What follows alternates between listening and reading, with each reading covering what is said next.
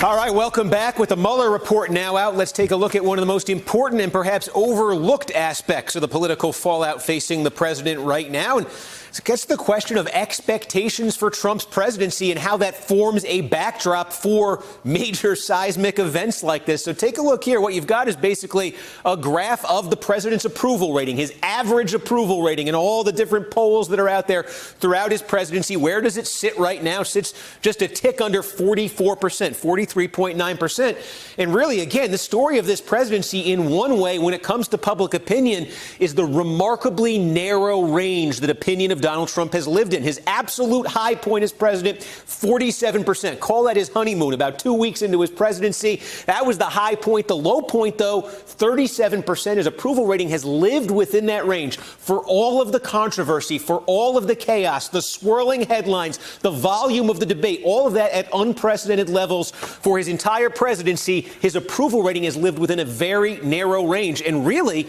look at this. It was the same story in the campaign. His support level against Hillary Clinton lived in a very similar range. Then, of course, on Election Day, he did get in there by the narrowest of margin and under very unusual circumstances. On Election Day, only 35% of the country said that Donald Trump had the temperament to be president. Only 38% said he was qualified to be president. 60% said they had a negative opinion of Donald Trump, and yet he got elected. It's an interesting backdrop for his presidency because when you look at that sort of steady, it's not a great range to be in, but the bottom has never fallen out for him.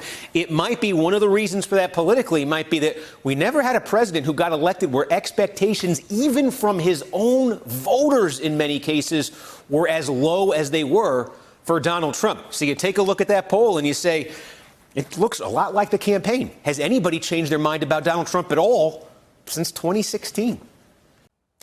Hello, YouTubers. If you're watching this, it means you've checked out our channel, so thank you. Now do me a favor, subscribe by clicking on that button down there.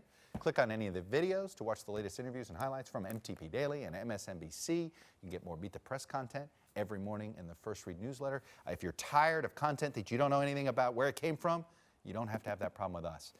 NBC News, MSNBC, MTP, and the Meet the Press mindset right here for you on YouTube. Subscribe now.